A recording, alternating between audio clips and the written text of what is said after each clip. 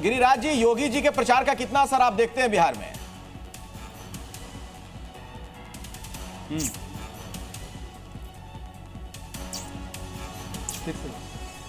शायद आप सुन नहीं पाए, मैं पूछ रहा हूं। योगी आदित्यनाथ ने भी खूब प्रचार किया बिहार में, अलग अलग इलाकों में गए, उसका कितना असर देख रहे हैं आप? हटा दिया उसने, हटा दिया। अब इसके अलग अलग स्पेकुलेशन अखिलेश हो सकते हैं कि सवाल वजह रही कि कनेक्शन की कोई दिक्कत थी या व्यस्तताएं उनकी थी। प्रियंका गुप्ता हमारे साथ लगातार बनी। प्रियंका, इससे पहले हम गिरिराज जी के पास गए, उस वक्त एक सवाल लगातार उठ रहा था, वो ये कि भाई कांग्रेस का जो योगदान है महागठबंधन में वो महज 8% वोटों का है। ये लगातार ग्राफ नीचे कैसे चला जाता रहा है? देखिए, मुझे तो लगता है कि ये क्रेडिट ज्ञानेश कुमार गुप्ता जी को देना चाहिए, क्योंकि ज्ञानेश कुमार गुप्ता जी तो जीत गए हैं और लोकतंत्र आज हार रहा है। हकीकत ये है, जिस तरह की वोट चोरी की कंप्लेन कांग्रेस पार्टी ने 89 लाख कंप्लेन दी थी, जिन्हें खारिज कर दिया गया। किस बिना पे खारिज किया है उसका पता नहीं है। सीसीटीवी कैमरे स्ट्रांग रूम के बंद हो जाते हैं, अचानक से पिकअप दिख जाती हैं, उन सवालों का जवाब तो आज भी नहीं मिल पाया। हकीकत ये है कि प्रभात, संतोष, नागेंद्र जैसे लोग दिल्ली में वोट देते हैं, उसके बाद फिर बिहार में वोट देते हैं, कुछ लोग ऐसे हैं जो 3 जगह वोट देते हैं। उसकी बाद अपनी बात पूरी कीजिए। और आप उत्तर प्रदेश की भी बात कर रहे थे ना, मैं उत्तर प्रदेश में भी आती हूँ। जिन बक्सों की आपने बात की, पुलिस वहां पहुंची थी, बक्से हाँ, वो खाली थी और वो 5 घंटे बाद खाली पाई गई। 5 घंटे से क्या कर रही थी?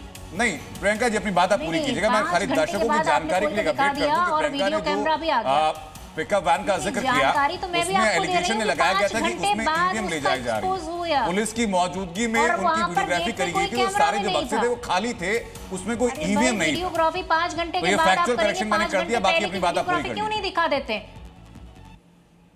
मैं सिर्फ इतना पूछ रही हूँ, 5 घंटे पहले की वीडियोग्राफी दे दीजिए आप।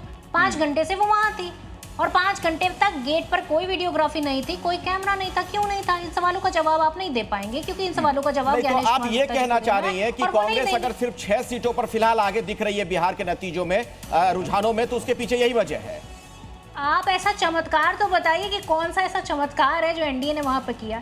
जितने वादे किए वो तो कभी पूरे ही नहीं किए। 1.25 लाख करोड़ का पैकेज तो कहीं दिखा ही नहीं। भ्रष्टाचार चरम पर दिखा, जिसमें 72 लाख जो है करोड़ एक तरफ था और दूसरी तरफ जो है 62,000 करोड़ का। लेकिन ये प्रियंका जी आपने गंभीर आरोप लगाया, क्योंकि मेरी जानकारी से बेहतर अकुर जी मैं आपके पास में आऊंगा कि अगर एक राष्ट्रीय पार्टी चुनाव में जो पार्टिसिपेट कर रही है, उसका एलिगेशन ये है कि भाई सीसीटीवी कैमरास बंद किए गए, पारदर्शिता नहीं रही, तो क्या उस पार्टी को अधिकार होता है कि चुनाव आयोग के जवाब ना दिए जाने पर वो सीधा कोर्ट जा सके?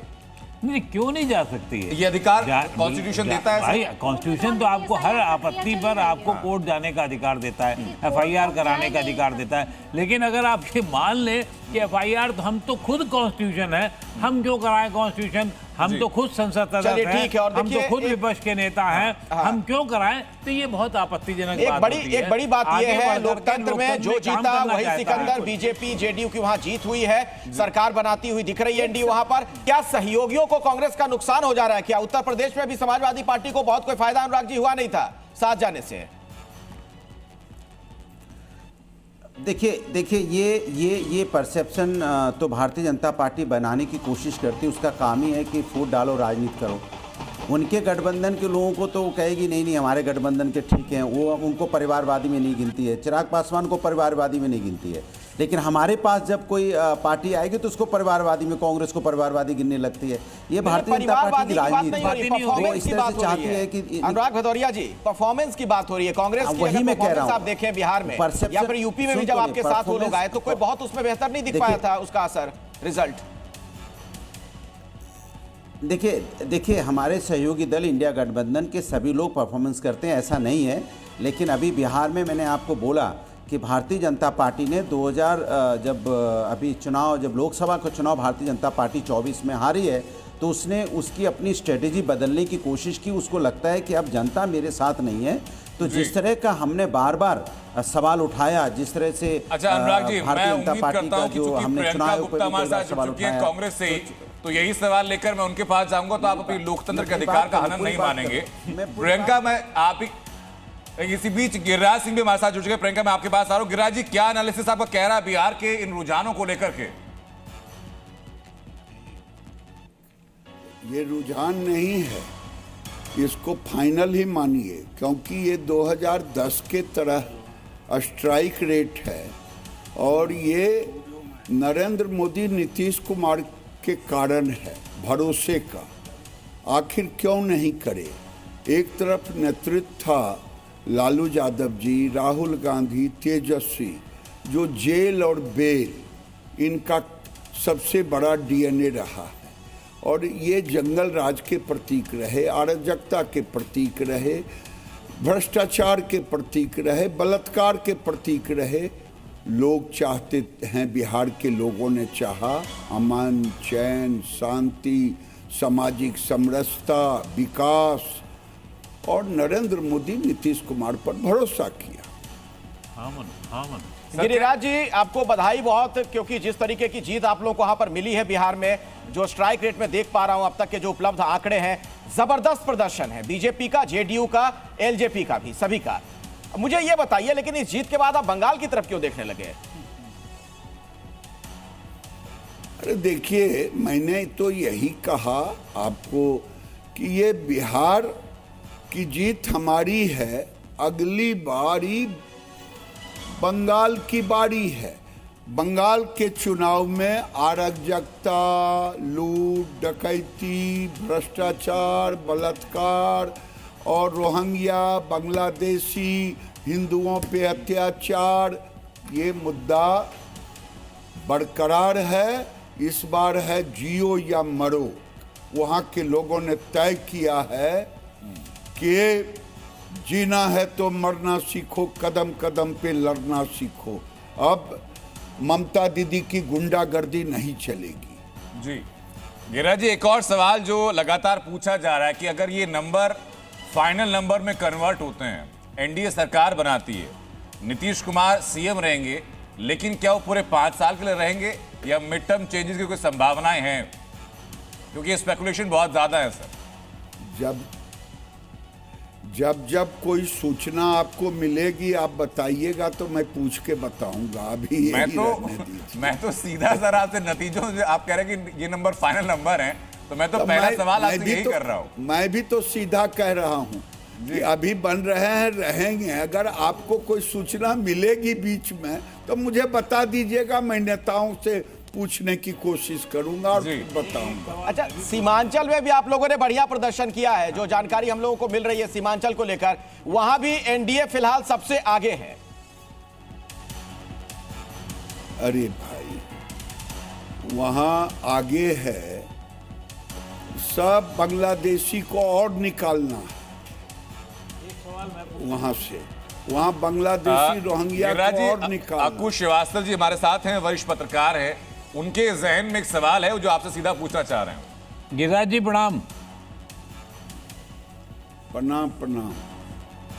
मेरा सवाल ये है कि आपकी सहयोगी दलों के जो नेता हैं वो तो अक्सर ये कहते रहते हैं कि साहब नीतीश कुमार बनेंगे। भारतीय जनता पार्टी में कोई नेता ऐसा क्यों नहीं होता है कि ये कहा जाए कि नहीं नहीं ये हमारे नेता हैं, गिरिराज जी हमारे नेता हैं या XYZ हमारे नेता हैं?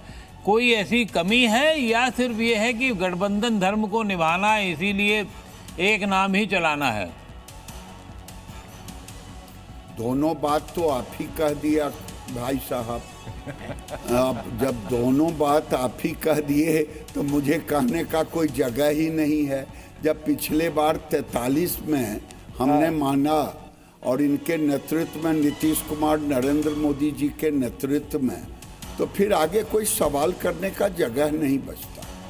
नहीं तो बिग ब्रदर होने के नाते आप लोगों का कुछ तो हक बनता है ना कि लीडरशिप अब आपके पास आए बिहार में।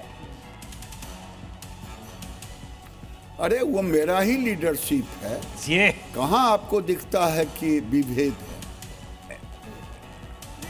विभेद तो दिखता नहीं। अभी भी मेजॉरिटी हो जा रही है। ये लीजिए अरविंद मोहन जी कुछ कह रहे हैं। अरविंद मोहन जी, आरजेडी और जेडीयू मिलके मेजॉरिटी हो जा रही है गिरिराज जी। इससे क्या अंतर पड़ता है?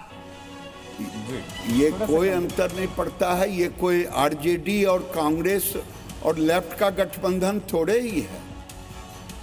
ये कि जबरदस्ती मुख्यमंत्री हमको मानवे करो, तब हम लालू जी बेचारे प्राण दे दिए। लेकिन एक गाना है ना, दिल के अरमा आंसुओं में बह गए, तो लालू जी का तो दिल के अरमा आंसुओं में बह गए। ये गाना सत्य हो गया।